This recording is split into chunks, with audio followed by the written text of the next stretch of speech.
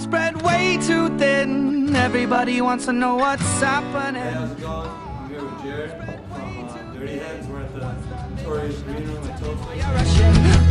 Arms spread way too thin. Everybody wants to know what's happening.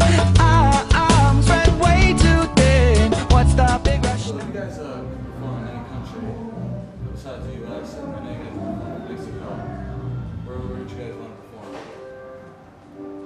We're going to Europe in November. I would say Australia.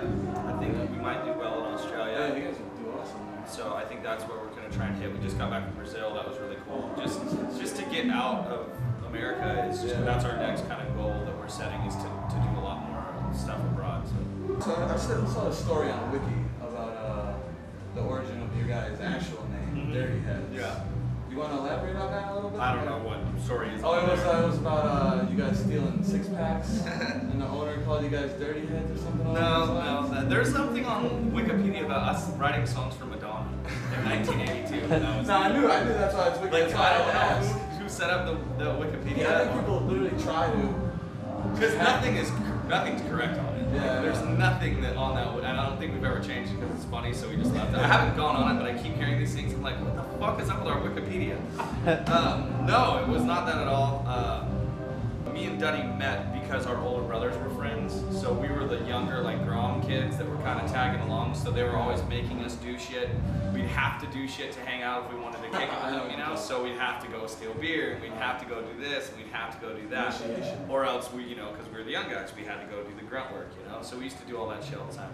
It was just a nickname given to us from those guys, and it came about. It was a song. That was another one of it was the first song we ever wrote. Was called Dirty Heads, and there was a line in it where we said Dirty Heads because that was the little crew that we were, and we used to play with Dustin's older brother's band, and we would play that song Dirty Heads, and then people would just start calling us Dirty Heads because we didn't have a name, and then it just stuck from there. But it was like just our clique that we had when we were younger kids, like getting in trouble and shit. You guys could perform with one deceased musical legend. What song would it be? See, like, as the Dirty Heads, like for the Dirty Heads, like obviously I would say Marley, because it's just Marley. I mean, you can't. That's all you have to say. He's so legendary, and he's done so much for so many people, and so much for me. And his music has been such a big part of my life, and it really has a huge effect and influence on this band. And I've just, he's a big influence on us. And so for the band, Marley, but for me personally, if I could just sing a song with somebody, it would be Frank Sinatra, fucking hands down. That's awesome. Like, it doesn't fucking matter. He can pick, it doesn't, I don't give a shit. Just get dressed to the fucking nine and go to Vegas and hang out with Frank Sinatra and drink fucking Jack Daniels, because he didn't drink scotch. Everybody thought he drank scotch, but he didn't. He drank Jack Daniels. And just fucking hang out with him in Vegas for one night, after a show, while the show, there's nothing cooler than that. There's nobody cooler than Frank Sinatra. Yeah, that's really cool. So I was working with Monticello. I really like him. I mean, that song has been countless drunk nights so far. Nice. Yeah, he's the shit, man. Really respect that guy. I always had a lot of respect for him. We met a long time ago when we were just, almost on our first tour that was national with 311 in Monticello, and we're just blown away by it. And his presence, and even when you're around him, and even on stage and stuff, there's just a vibe about him that's really cool. And we got close, and he opened up, and we were homies for a while, and we crossed paths every once in a while, and we wrote the song, and I was just looking at Duddy, and I was like, this song is screaming. And Duddy was like, Monticello, and I was like, fuck yeah, that's exactly what I was gonna say. And everybody was like, yeah, this song has to have Monos on it. We called him, and I was like, hey, where are you at? He's like, I'm in LA now. I was like, perfect. Do you want to come down to this song? He's like, yep. Got on his bike, rode down, motorcycle, not his own bike. Got on his motorcycle and cruised down. That would be funny. Most people think you guys are from New York. Yeah. So he came down and knocked it out of the park, and we had the song pretty much done. But there was just a verse, and we were like, God, we got to get him on it, And he was a homie, and he came down and killed it, and we were chit-chatting about what he was doing, and that the last summer's tour came out of that night. Like, what are you doing for summer? Nothing. What are you doing for summer? Nothing yet. So we made the Dirty Heads Montesquieu tour. You better dance all night.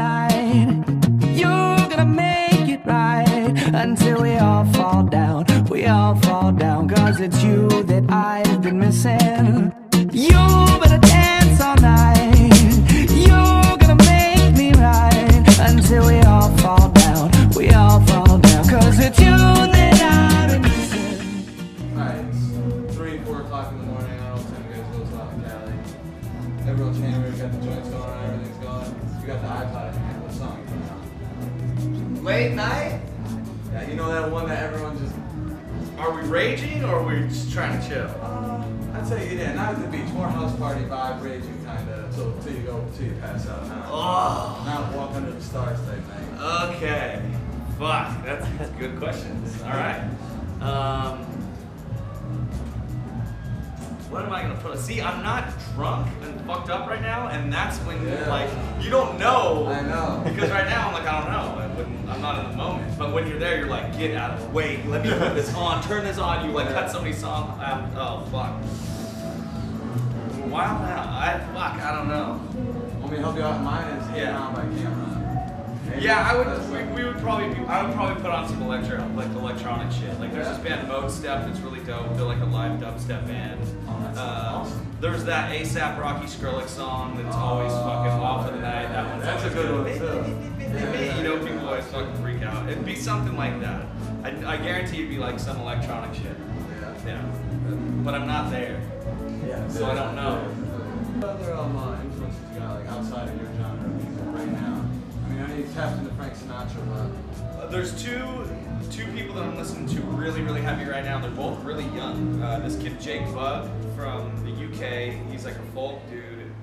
It's like Bob Dylan, like esque, just real raw. Him and a guitar, very folky. It's fucking awesome. Jake Bugg, B-U-G-G, and he's only like 18. And he's fucking rad. This little grimy UK kid smokes cigarettes and sings fucking folk songs, and he's so cool. And then have you heard that girl Lorde, L-O-R-D-E? She has a new single out that's crushing. I bought her album. She's from New Zealand. She's like 16 or 17 or something like that. And she has a song called Royals. So I bought both of their albums and I've been listening to them nonstop lately. So Jake Bugg and Lorde, L-O-R-D-E. what's the weirdest thing that's happened at one of your guys' show? Absolute weirdest. Like someone says, you know, what? Like what? You know what I mean? There's a lot of weird shit. There's always a lot of weird shit. There's always like the super fucked up kids that are all mollied out, and then there's like weird fights that you see, and then there's like the like More involved than you guys. make out people, and then there's like finger banging that girl right there, and then there's like the dudes that hop on stage. So there's all that standard shit. I got bit one time by a fan. That was weird. We always bring that up. Yeah. You get checked. I did break the skin. And she was fucked up. And I like reached down, she grabbed my hand and like kissed it, and then I was like, oh, that's nice. And I went to pull it away, and she didn't let go. And I looked down, and then she started biting it like hard as fuck. And I yanked away. And I was like, what the fuck? And then she was just like all wasted. And I was like, oh, okay, that's right. And then so I posted about it, and I was like, yo, some chick bit me. Like, what the fuck? That's hilarious. Made a joke about it, and she messaged me, and she was like, please don't. Can you please take that post down? All my friends are making fun of me. Like, I didn't mean to. I'm so sorry. I just did too many drugs, blah, blah, blah. And I was like, don't do drugs and bite people's fingers, and you won't get shit posted on Facebook. Pizza or Chinese? Chinese. Beer or wine? Depends what I mean. And the thing is, pizza or Chinese, see, it's fucked up. But I like Asian food. I eat Chinese food. Yeah. Big venues or small venues? See, this all depends. It just depends on the crowd. That you can't say, because big venues are nice, because they're nice. They have fucking showers, and you can have a lot of people. Because if you, that's fucking sketchy.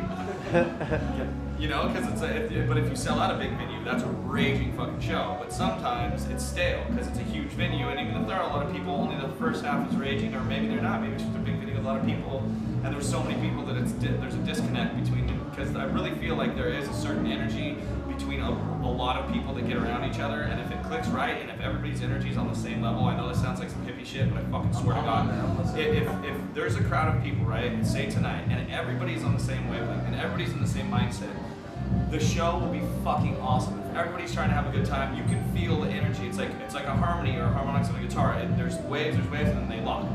And everything locks, and it just feels right. There's nights where it just fucking feels right, and it could be at the smallest place ever, but it's just because every single person there is having a fucking blast, and they're all there for the same reason.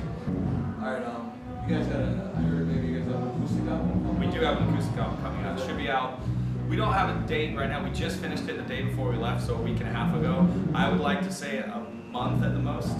Let's just say around there. We have the acoustic album coming out, and then we're going to be recording for the next album next year that's going to come out. For our newest album that'll come out probably next spring of 2014.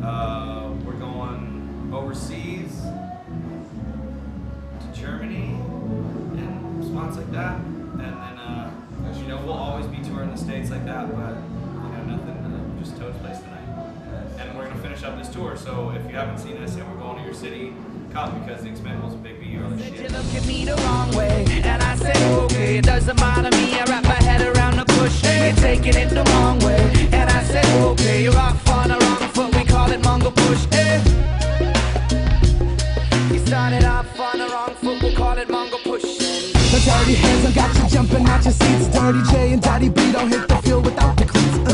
And with the little touch of Rome, you're back at home. You mix the 3 and 6 and see you